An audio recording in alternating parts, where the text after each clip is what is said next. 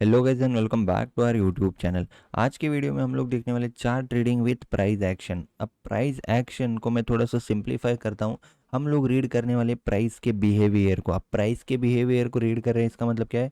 जो प्राइस को चला रहे या फिर जो प्राइस के ऑपोजिट साइड में जो प्लेयर्स है, जो बायर्स है, जो सेलर्स है, उनके बिहेवियर को रीड करने वाले हैं। इसलिए हम उसको क्या बोल रहे हैं? Price behaviour. कि प्राइस कहाँ पे जाने को इंटरेस्टेड है, प्राइस का यहाँ पे क्या इंटरेस्ट है, क्या मूड है, प्राइस के ऑपोजिट जो बायर्स है, सेलर्स है, वो कितने स्ट्रांग है, और उसको देख के फिर चार्ट में हमको क्या समझना है कि चार्ट रीड जब हम करेंगे तो चार्ट कहाँ पे आगे अपना मूव कर सकता है। तो ये सारी चीज़ें हम लोग आज की वीडियो में देखने वाले हैं। तो chart reading with price action यानी कि प्राइस बिहेवियर, तो इस वीडियो में हम लोग ये सारी चीज़ें देखने वाले हैं। इससे पहले मैंने बहुत सारी वीडियोस बनाई है, chart reading basics to advance, advance technical analysis. तो आपने अगर वो नहीं देखी है, मैं वीडियो के एंड में उन वीडियोस का लिंक डाल दूंगा, और आई बटन में भी आपको उन वीडियोस का लिंक डाल दूंगा जिसमें चार्ट रीडिंग पे फोकस किया है, ऐसी वाली वीडियोस का। ठीक है, ओके। तो अभी हम लोग स्टार्ट करते हैं। तो सबसे पहले हम लोग क्या करते हैं, मैं आपको हमेशा क्या बोलता हूँ कि बैंक निफ्टी या निफ्टी इंडेक्स ट्रेडिंग अगर आपको करना है तो आपको ट्रैप ट्रेडिंग ही सीखना पड़ेगा, या फिर आपको ट्रैप्स को ध्यान में रखना पड़ेगा। उसके अलावा अल्टरनेटिव नहीं है, क्योंकि आप लोग ऑलरेडी ब्रेकआउट, चार्ट पैटर्न सब कुछ ट्रेड कर रहे होंगे, तो आपको पता है कि उसका रिजल्ट क्या होता है। ठीक है, ओके। अब हम लोग यहाँ पे निफ्टी में पहले एनालाइज करेंगे कि यहाँ पे बिहेवियर क्या दिखता है हमको, प्राइस का बिहेवियर क्या दिखता है, और उसके अकॉर्डिंग हमको चार्ट ट्रेडिंग किस तरह से करनी है। ठीक है, सबसे पहले यहाँ पे क्या दिखता है, मार्केट यहाँ पे आता है, यहाँ से एक शार्प अप मूव करता है, फिर नीचे आता है, फिर थोड़ा सा छोटा अप मूव करता है, उसके बाद फिर से यहाँ पे थोड़ा सा सपोर्ट लेके फाइनली ये करता है ब्रेक। ठीक है, अब डे लो ब्रेक होने के बाद यहाँ पे रिटेलर्स ने बस यही सीखा है कि यहाँ पे ब्रेक करने के बाद सेल साइड जाएंगे। ठीक है, बट अभी हम लोग उसमें नहीं जाएंगे, अभी हम लोग सिर्फ चार्ट ट्रेडिंग पे फोकस करेंगे। तो प्राइस ने ब्रेक तो किया, लेकिन इमीडिएटली अप आ गया। ठीक है, ऊपर आ गया। अब उसके बाद जब प्राइस को, अगर यहाँ पे इसने सेलर्स को ट्रैप किया था, तो इसका काम क्या है कि क्विकली ऊपर जाना, उनके एसेलेट करना। लेकिन प्राइस का बिहेवियर क्या है, प्राइस इस तरह से ना स्लो मोमेंटम कर रहा है, राइट। तो इसका मतलब क्या है कि यहाँ पे जितने भी सेलर्स ट्रैप हुए, अगर उनके एसएल यहाँ पे भी है, तो प्राइस को जल्दी नहीं है उनका एसएल हिट करने की। अगर उनके एसएल हिट करके उसको जल्दी से ऊपर जाना होता, तो ये क्या करता, क्विकली इस तरह से जाता, और इस तरह से मार्केट एक ट्रेंडिंग हो सकता था, इसके पास अच्छा चांस था।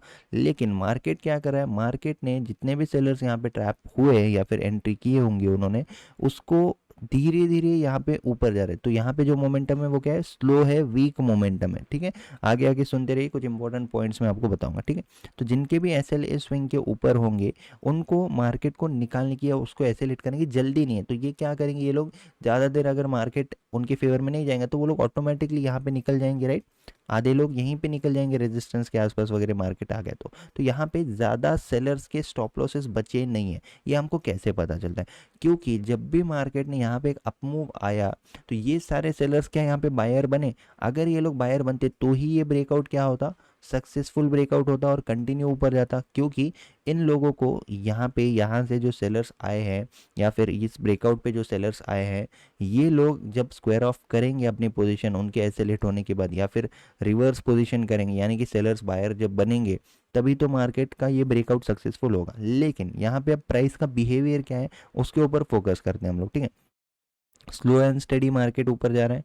ठीक है, उसके बाद जब ब्रेकआउट होता है, तो ब्रेकआउट होने के बाद क्या यहाँ पे कोई पैनिक सिचुएशन आपको दिखती है क्या, कि क्विक मूव आ रहे हैं, फास्ट मूव आ रहे हैं, या फिर जो सेलर्स है वो पैनिक हो चुके हैं, या मार्केट में शॉर्ट कवरिंग आ रही है, ऐसा कुछ आपको दिख रहा है? इस तरह के ये जो मूव है, यहाँ पे आपको ये मूव है, ये मोमेंटम दिख रहा है। कितनी देर, मार्केट 12 बजे से लेके 2 बजे तक बस इस ब्रेकआउट के ऊपर सस्टेन कर रहा है, या फिर आप बोल सकते हो, सस्टेन नहीं बोल सकते इसको, आप बोल सकते हो कि बस यहीं पे मूव कर रहा है continue, without any proper panic move या फास्ट मूव या एक ट्रेंडिंग मूव या एक up move, quick up move नहीं बता रहा है। ठीक है, तो इससे हमको क्या पता चलता है कि मार्केट ने ब्रेकआउट तो दिया है, लेकिन जो इसका बिहेवियर है, बिहेवियर मार्केट में जो ब्रेकआउट है उसको फॉलो थ्रू नहीं मिल रहा है, क्विक मोमेंटम नहीं आ रहा है, या फिर यहाँ पे और बायर्स इंटरेस्टेड ही नहीं है।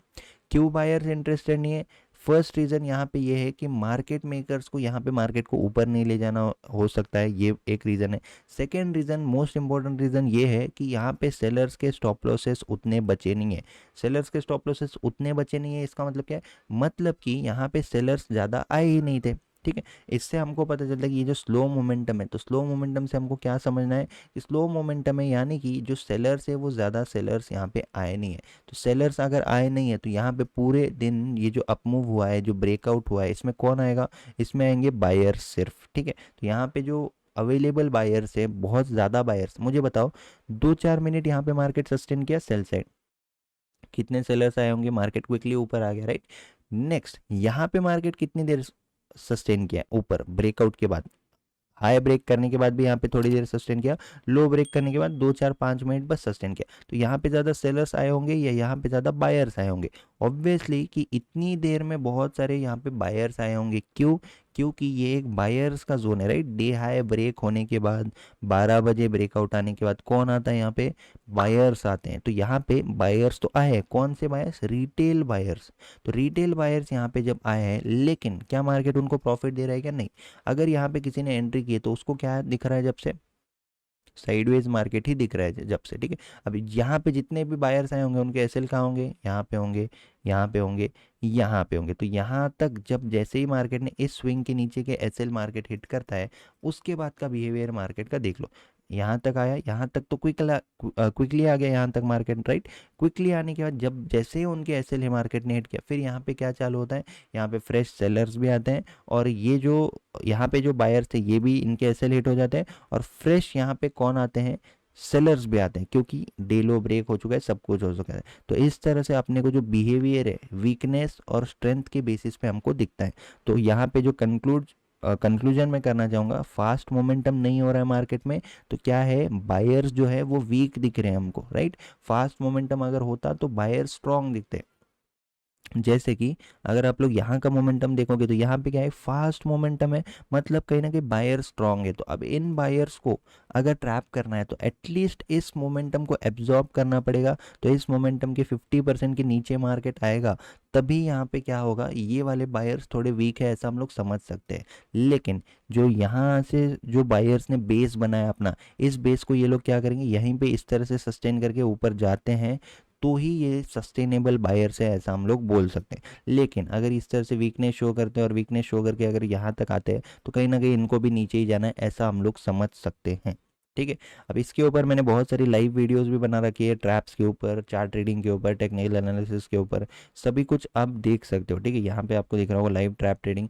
डिटेल में आपको सीखना है तो आप लोग वीडियोस देखिए, वीडियोस के थ्रू आपको सारी चीज़ें बहुत अच्छे से समझ में आ जाएगी, ठीक है। That's it for today's video guys, thank you for watching, see you in the next video, thank you.